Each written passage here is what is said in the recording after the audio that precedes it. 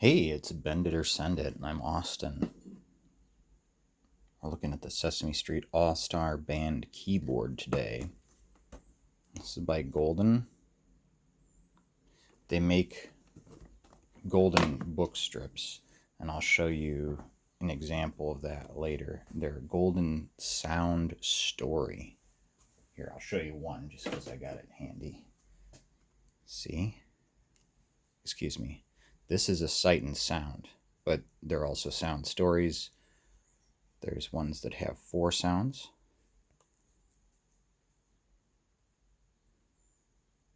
This one's called the Little Bug Band.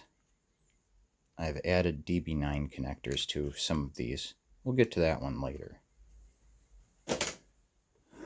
The Sesame Street All-Star Band is kind of a unique one, though. Years ago, I bent one for GetLofi.com, and myself, of course. That's this guy. This had blood, sweat, and tears. That's actually nail polish, but, well, sweat and tears anyway. I remember bending this one in the heat and somehow damaging its internal membrane, which is what you use to trigger this thing. Anyway, and then there's the keyboard buttons. These characters switch your keyboard tone. This is if I recall correctly, is a switch that locks on a loop. That's just like a pitch drop, reset, some capacitor bends, pitch. These are the 4 sounds here. So what caused me the tears was having to rewire the membrane into manual switches so that I could do all that stuff.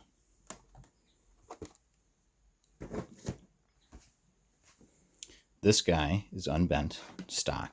It does make noise, but I don't have any batteries in it. It's got a nasty battery compartment, as you can see. This will be mounted to this box. A package. Thank you, darling.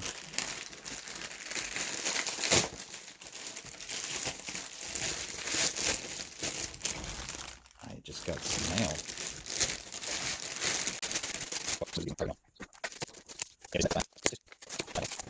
Oh. This is not what I thought it was. But, well, it's music related nonetheless. Nice. Les bon temps roulé. I don't mind if I do. Ben Redwine, a musician from New Orleans area. Wow, he hooked it up. Shout out to Ben Redwine. I won't play it on the show because I don't own the rights, but I'll see if I can provide a link to his YouTube. He was a guy interested in pawpaw seeds, and if you're interested in pawpaws, check out my YouTube channel, videos on them. Back to this guy, though. Nasty battery compartment. It does, however, work.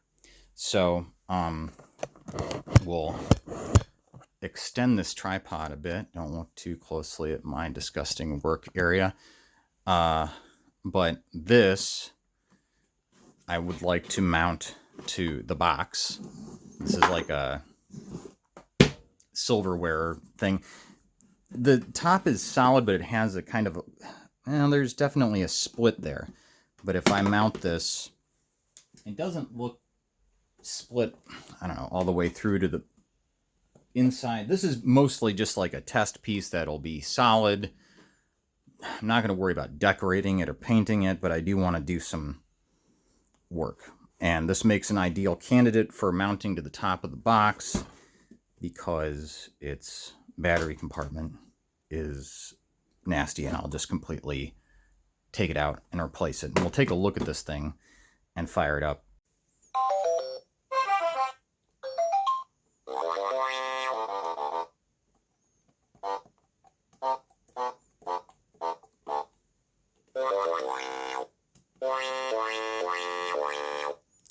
Too bad these don't go on the keyboard, but...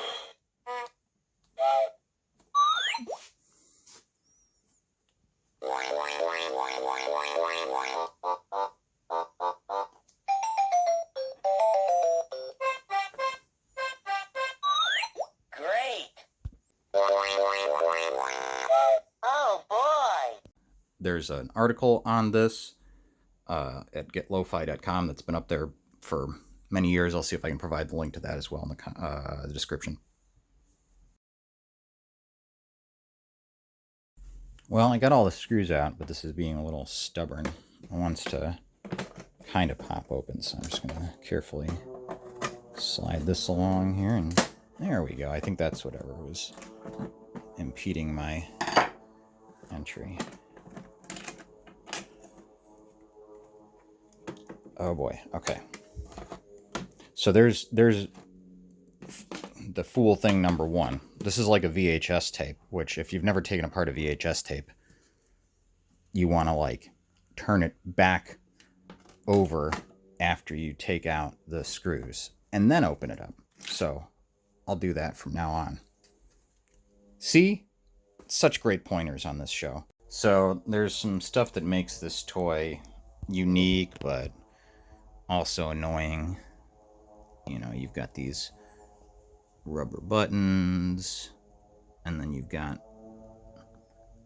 this membrane here that lines up with traces. Now, if I'm smart, I might be even able to, rather than disturb these at all, get tricky.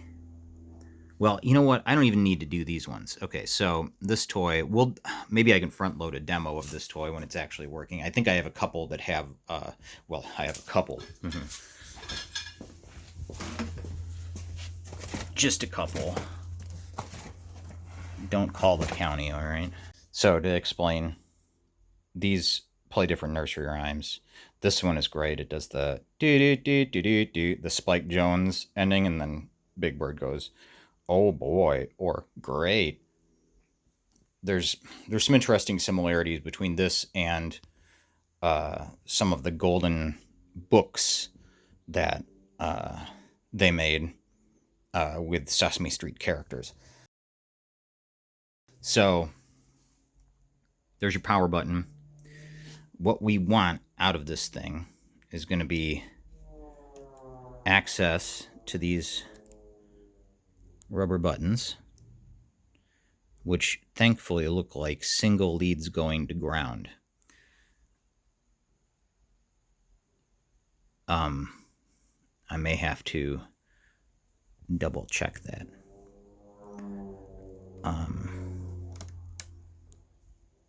Well, anyway, then there's this membrane, which we would be very well served not to mess with, except those sounds are quite desirable.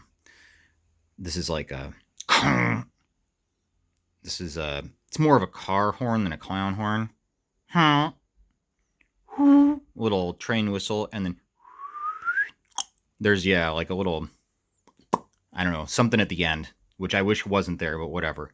So you can get these different tones though, which I don't know if we need access to those, but so this is what we're looking at. And so the one that I circuit bent previously kind of stopped working on me, and there's, I'm sure, a number of issues potentially inside this thing. It's also really dirty, so I think I may open this guy up as well, and if it's not wanting to fire up, we can at least see, we can examine some of my wiring. Oh, this is going to be a doozy, though, the way this all mounts together.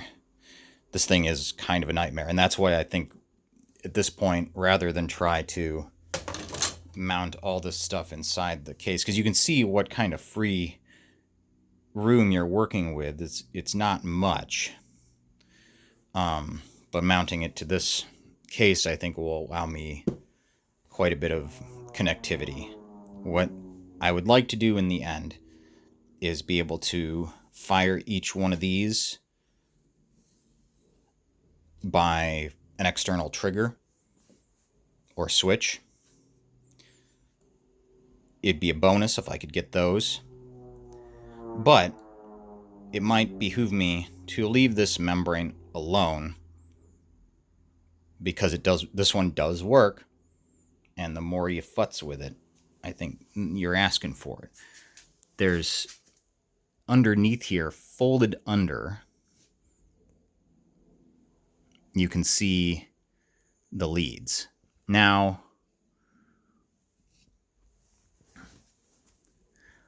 I might be able to just solder to that without even ever removing that clip, but maybe it would be smart to do so. Maybe there's a way to make connections elsewhere on the board underneath there that would allow me to not disturb that. How does this come out? Does it come out?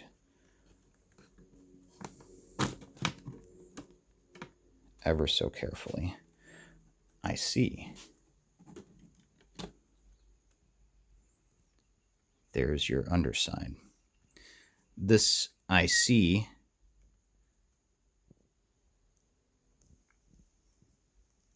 is responsible for some of the looping.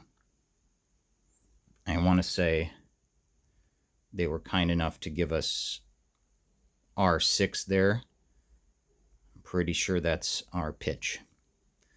It's in blue. I could be mistaken. So we'll see how this works. I have this balanced on my magnifying lamp.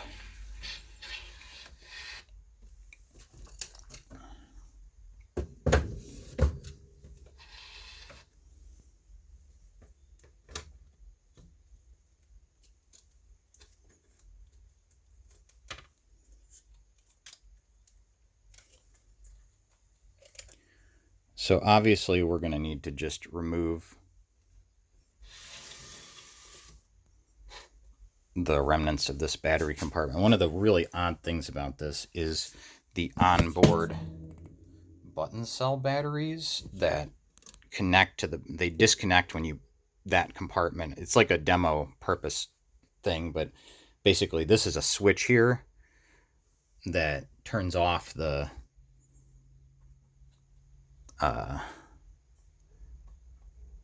button cell batteries. Very bizarre.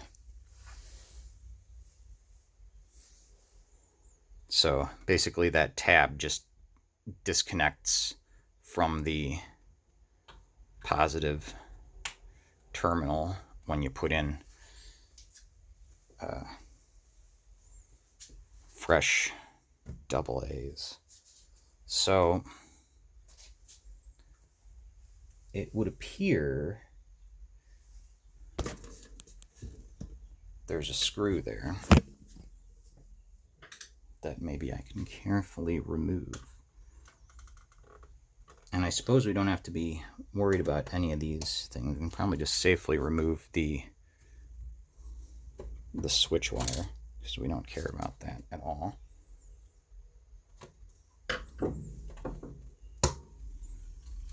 We'll clip that. The ground goes to two different locales.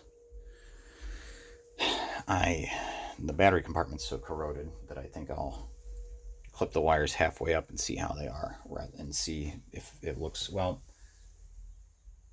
maybe we can look closely at where they connect on the board and see how corroded they look, if at all. Not too bad there. That corrosion can kind of move up the wire.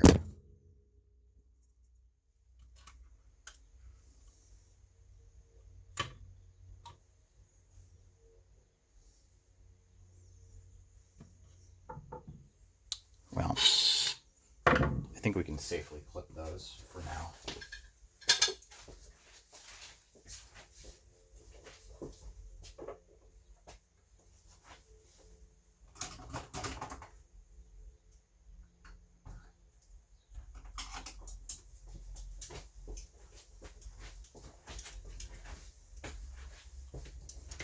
So, learning from my last video, it might be good to make some notes of certain things. I believe if you look at most speakers, this is almost universally the negative terminal, and that's the positive terminal. And if you look close, you can usually see that.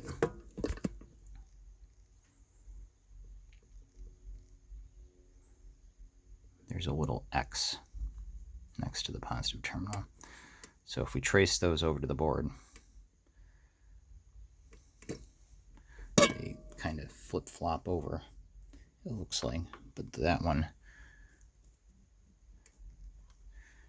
there is your positive terminal, and this one is your negative terminal. Hey.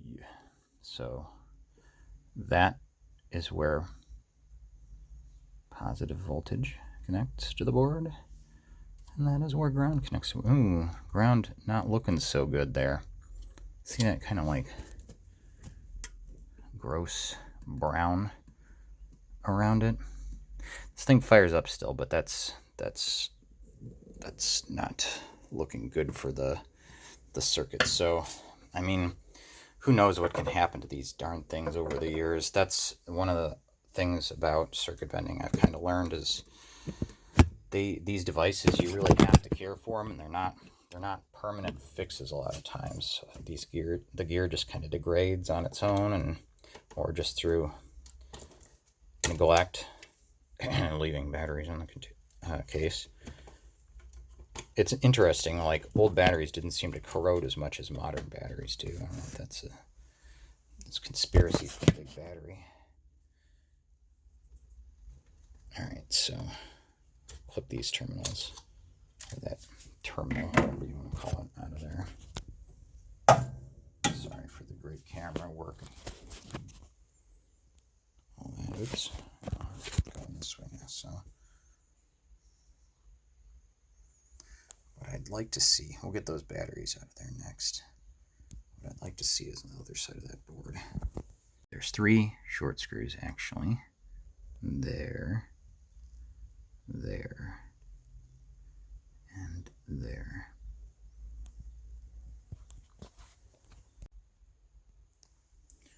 So let's see if I can carefully do this. So if we kind of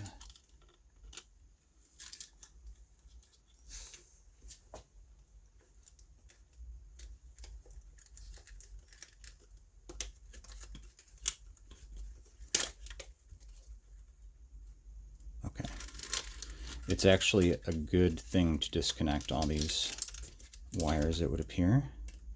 Okay. So there's your battery case. We can get rid of that just entirely, it looks like. Okay. And that was one of the wires to ground. Duh. Okay. So I'll just get that out of there. Clip these off. Less screwing around that way. Anyway, a lot of times these are corroded in the sound stories, but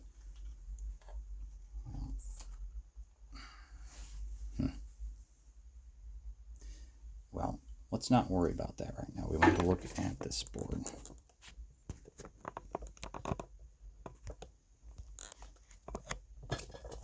I'll get those out of there carefully later. The trick is, I think, absolutely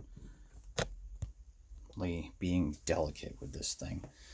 So if I can just not even bother that membrane and trace these out, which looks not terribly difficult, to other spots where I could easily solder a lead, probably deduce what is what.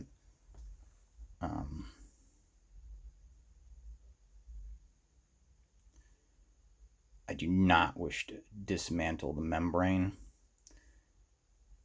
because I think it's basically plastic riveted in place so that it's aligned properly with the conductive pads that are underneath on those, basically. So we've got those 1, 2, 3. 3 doesn't even look like it goes to anything, and I can see, not on this side of the board. 4, 5, 6, 7, 8, 9 leads. It's interesting that 3, I wonder if 3 has some functionality that didn't make it into the final product. We'll see. The wacky thing about this is that well, the membranes on the Golden Sound Stories, which may not be the case for this, is that 2 different leads have to go to ground at once in order for that particular sound to trigger. There's 10 of them. Even on the 4 sound ones, I think it may function like that. However, 1, 2, 3, 4, 5, 6, 7, 8, 9. If there's 9 leads on there, I'm thinking that probably each one of those is triggered individually by going to ground. That is my suspicion. So I guess we'll just have to follow up on that.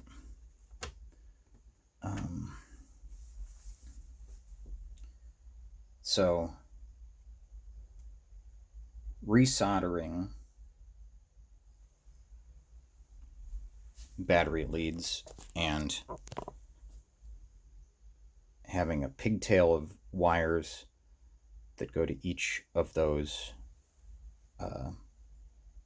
membrane leads, and similarly for each of these rubber button leads, is what we're after, I guess. So we'll work on that a little bit. So I used this to bend the terminals up from flat underneath or inside the toy. I'm going to try to pop them out now through the bottom. Usually I try to be more neat about this, but I think what I might try to do is cut that. Yeah, I'm going to cut that out, and then we might utilize that hole or this area to route wire through. Probably not the tool for the job, but what I had handy. Let's see if this wants to do anything. Oh, good enough, I guess. Kind of jimmy it in there.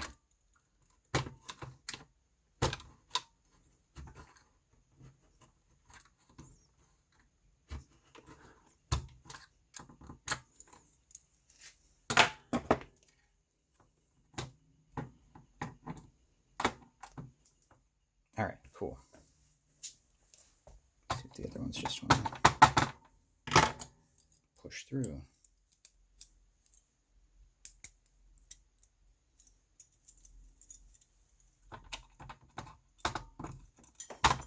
All right, that's another.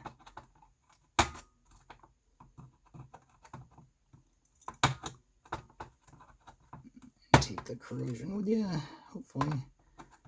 Oh gosh. All right, that's being annoying. Maybe if I pull from the back. Basically, I don't want to turn this thing over because it really is super delicate. The more I can, there we go, do without disturbing that membrane, the better. Just grabbing a hold of the spring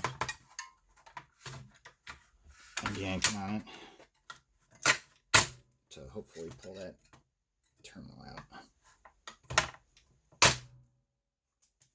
Not quite pulled the spring out. That's a bigger one. All right.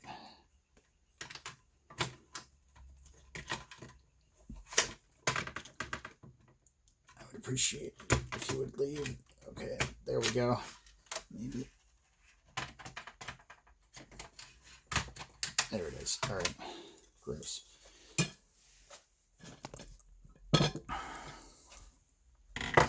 So I should probably clean up that grossness out of here.